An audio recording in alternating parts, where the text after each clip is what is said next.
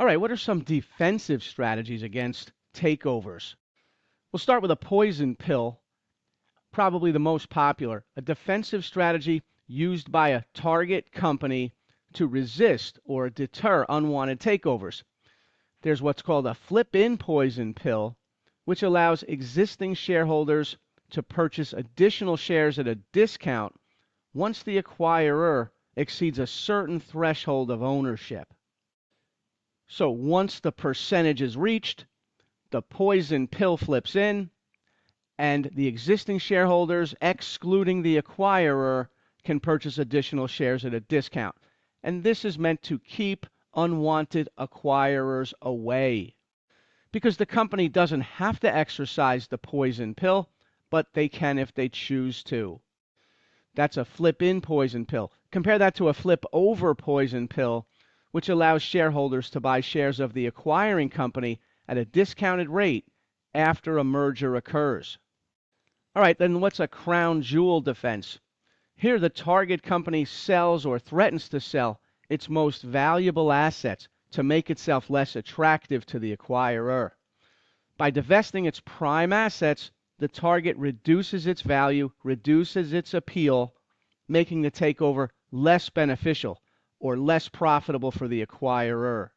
So the crown jewels, the asset defense, discourages the takeover by reducing the strategic advantages of acquiring the target company. Then what's a golden parachute? Well, here the target company's top executives have contracts already in place that provide substantial compensation if they are terminated as a result of a takeover. This includes severance pay, bonuses, stock options, to deter the takeover by making it costly to replace the management team, as well as to protect the interests of key executives during a change in control. That's the purpose of a golden parachute. All right, let's try this. Which of the following best defines a poison pill as a takeover defense mechanism? A. Selling a company's most valuable assets to a friendly third party. B. Offering shareholders the right to buy more shares at a discount if a hostile takeover occurs. C. Paying executives large bonuses to stay with the company after a merger. Or D. All of these. Which describes a poison pill? And the answer is B. Offering shareholders the right to buy more shares at a discount if a hostile takeover occurs.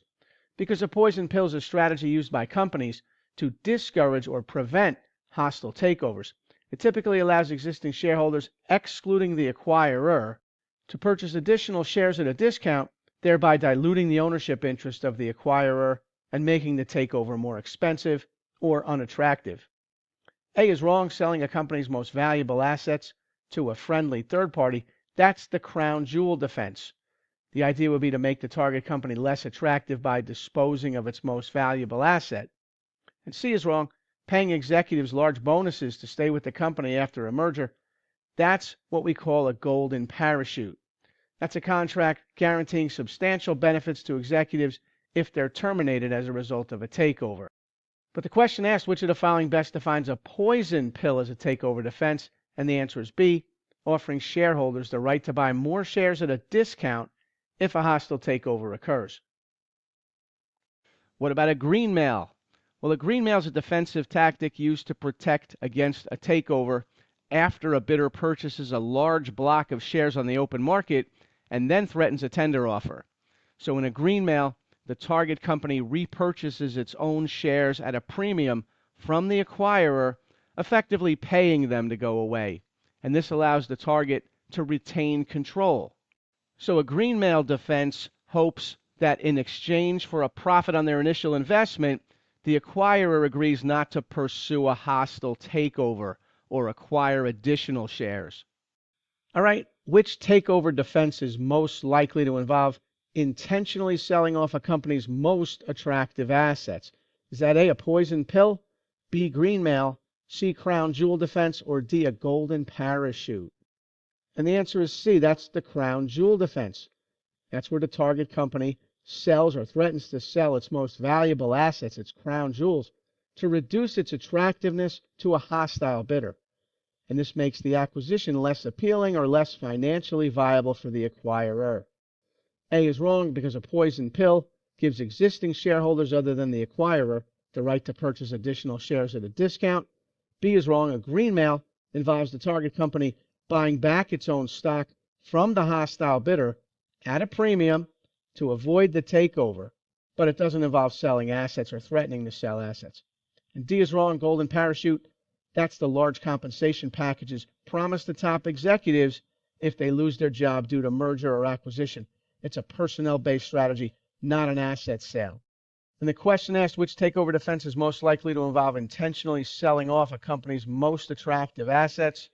And the answer is that's the crown jewel defense, letter C.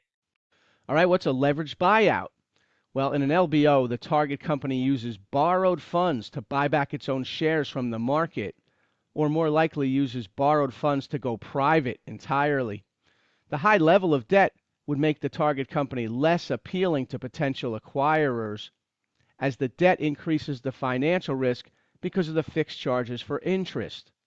The purpose of the leveraged buyout, or LBO, is to make the company's financial structure too risky or unattractive for the acquirer, while giving the management greater control over the company. No longer public, there's an administrative cost savings from no longer having to file SEC reports like the 10K, the 10Q, the 8K, no more requirement for an annual audit. So a leveraged buyout often results in a private company. And if all else fails, we look for a white knight, because a white knight merger would be a defensive strategy also that a target company can use in response to a hostile takeover attempt. With a white knight, the target company seeks a more favorable acquirer, and that's referred to as the white knight. The white knight takes over instead of the original hostile bidder, referred to as the black knight. All right, what is the effect of a golden parachute in context of a hostile takeover? A, it requires the acquirer to pay a premium for shares. No. B, it makes it more costly for the acquirer by providing significant benefits to the target company's executives if they are terminated. Yes. C, it allows the target company's shareholders to purchase shares of the acquirer at a discount. No. D, it forces the acquirer to buy back its own shares to retain control. No.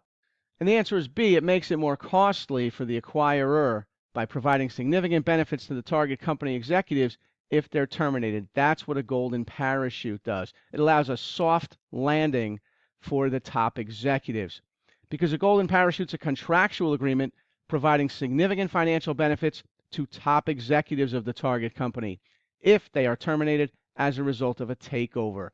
And these benefits can include large severance payments, bonuses, stock options, or any other compensation. The presence of a golden parachute increases the cost of the takeover for the acquirer, as they must consider the added expense of compensating executives, and this makes the takeover less appealing, or at least more expensive, for the acquirer. A is wrong, requires the acquirer to pay a premium for shares.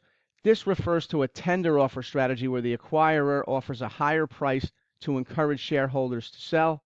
C is wrong. It allows the target company shareholders to purchase shares of the acquirer at a discount.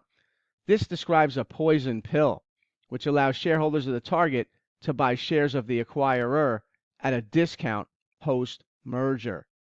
That would be a flip-over poison pill. And D is wrong. It forces the acquirer to buy back its own shares to retain control. That describes green mail, where the target buys back its own shares from the acquirer at a profit with the hopes of the acquirer takes the profit and goes away and prevents the takeover. But the question asked, what's the effect of a golden parachute in the context of a hostile takeover? And the answer is B. It makes more costly for the acquirer by providing significant benefits to the target company's executives if they are terminated. All right, how about this? In a typical leveraged buyout, LBO, used as a takeover defense, the target company what? A, increases its equity by issuing new shares to current shareholders. No, that would be something known as a poison pill, where they increase their equity by issuing new shares to current shareholders except for the acquirer. B, uses borrowed funds to buy back its shares and go private. Yeah, that sounds like a leveraged buyout. C, sells off valuable assets to reduce attractiveness. That sounds like what? Crown jewel defense. D, buys the acquirer's shares at a premium price. No, that wouldn't be a leveraged buyout. The answer is B, uses borrowed funds to buy back its shares and go private. Because in a leveraged buyout used as a takeover defense, the target company borrows a significant amount of funds to repurchase its own shares, thereby reducing the number of publicly traded shares and potentially taking the company private.